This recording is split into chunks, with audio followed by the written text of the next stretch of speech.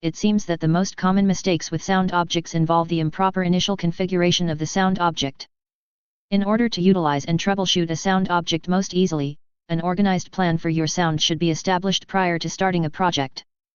The following are some suggestions for planning your sound objects. Decide on a naming convention.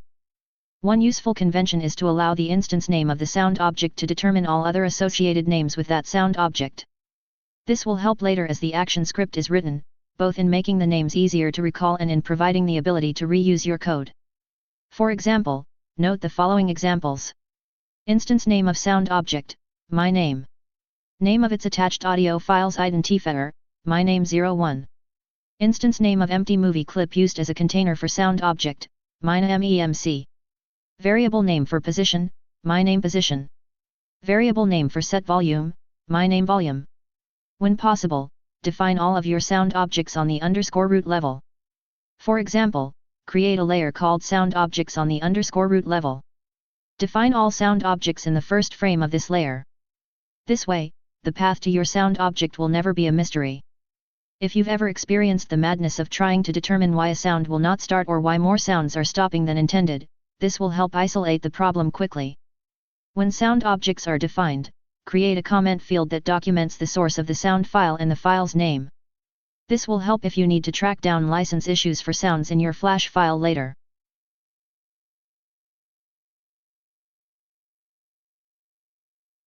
How to start, stop, and loop a sound object. The syntax for starting a sound object is as follows. Fig 03, example of starting and stopping. First sound.start, second offset loop. It is commonly used as follows. _root.firstSound.start, 0,999. In this example, first sound is the instance name of the sound object. The second offset refers to the amount of time, in seconds, that you would like to skip before starting to play the sound. This will be described in more detail later. The loop refers to the number of times you want the sound to loop. In the above example, this would start first sound at its beginning position of 0 and loop it 999 times. The syntax for stopping a sound object is as follows. First sound.stop, ID name. It is commonly used as in the following example. _root.firstSound.stop, first sound 01. Alternately, the action script could also appear as _root.firstSound.stop. In the first above example of stopping a sound object, the linkage identifier first sound 01 is used. If the linkage identifier is not used, all sounds will stop, unless the sound object is defined as being associated with a specific movie clip. How to associate the sound object to a movie clip is described in the next section. For example, if you want to stop one of 3 sounds that are currently playing, and the sound was not assigned to a specific movie clip when it was defined, then you must specify the linkage identifier name as part of the stop command. If you associate the starting of a sound with an event like a button press, it's a good idea to keep the sound from playing if it is already playing, unless you want multiple copies of the sound object playing at the same time. For example, on, press. If, playing, equals true. _root.firstSound.start, 0,999. Playing equals true. And when the sound is stopped by a button. On, press. _root.firstSound.stop, first sound 01. Playing equals false. In the Flash example FIG04 below, notice how the sound object was defined, as described above the start buttons, and the result of pressing the various buttons, as described below the stop buttons. Press both green play buttons to have both sounds running at the same time. Experiment with the various combinations. Fig 04, example of various effects of different ways of defining and stopping a sound object. How to control independent sound objects simultaneously. As stated earlier, wherever you attach the sound object, it becomes a child of that movie clip. Any call to a method of a sound object, such as set volume, will affect all sound objects that are the child of that particular timeline. Therefore, to affect multiple sound objects independently, each sound object must be associated with its own unique movie clip. This can be an empty movie clip or one that is being used for something else. The result will be to group your sound objects by movie clip. It's very important to understand that this grouping is achieved in the way the sound object is defined, not by where it is defined. This is a common trouble spot when first starting to learn to use sound objects. For example, you may have figured out how to fade the volume for a sound object, but you find that it is also fading the volume for all other sound objects, too. The reason for this can usually be found in how the sound object was defined. The following is an example of how to assign a sound object as the child of a particular movie clip when the sound object is initially defined. Define the sound object. First sound equals new sound, first sound. First sound dot attach sound, first sound 01. In the above example, first sound is the instance name of a movie clip. Also notice that there are no quotes around the movie clip instance name. Create an empty movie clip and drag it out onto the root stage. Give the movie clip the instance name of first sound. Of course, you can name the move clip whatever you want. For this example, it will be first sound. It is not necessary for the first sound movie clip to contain the action script that starts the sound object. The first sound movie clip can remain empty. The sound object first sound then becomes a child of first sound. The only purpose of first sound is to serve as a container or association for the sound object. It is not necessary to create an associated movie clip for sound objects that only need to be started. It is needed when advanced methods such as set volume and set pan are required for multiple independent sound objects, or when the need arises to stop one sound object while others continue. Once this is done, the methods of first sound can be manipulated independent of the other sound objects. Ways by which the sound object's methods are called do not change. In other words, once you define the sound object as being attached to a particular movie clip, you never again need to reference that movie clip to control the sound object. Since, in our example, the sound object was defined on the root level, calls to methods of the sound object would still only need to reference the root path. For example, if you wanted to pan first sound completely into the left speaker channel, the following would be used. root.firstsound.setpan, -100. Note the differences in the ways the following sound objects are defined. // First sound equals new sound, first sound. First sound.attach sound. Note the differences in the ways the following sound objects are defined.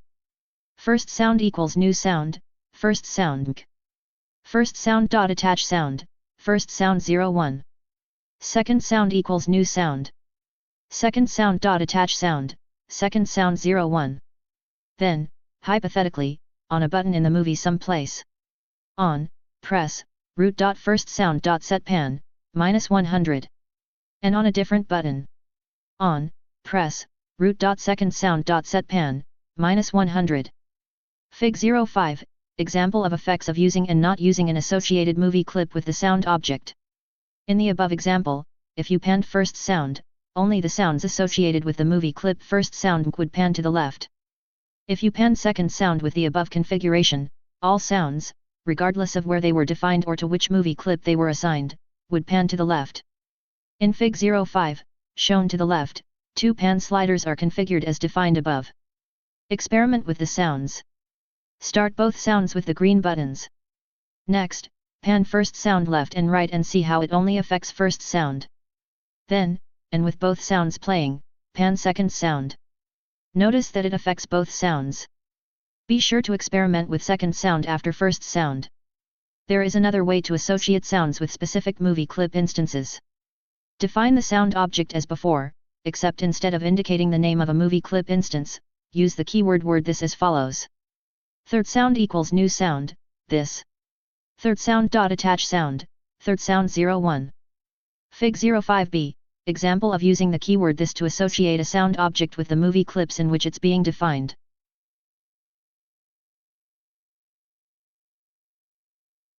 If the sound object is defined using the keyword this, calls to the sound objects, such as set volume, and stop, will only affect the timeline, the movie clip, where the sound object is defined. Experiment with the flash examples in Fig 05b. Notice that the sound object, third sound, which is defined with the keyword this, reacts identically to the sound object first sound, which was associated to a specific movie clip when it was defined on the root timeline. Using the keyword this has advantages and disadvantages. One advantage is that, if the SWF file containing the sound object will be loaded into another movie using load movie, there is no risk of losing its association with the movie clip it was associated with when it was originally defined. The other advantage is that it is easier to configure, fewer steps. The disadvantage is that the path to the sound object must be used when calling it into action. If there are a lot of sound objects scattered about in numerous movie clips, it can become a tangled web.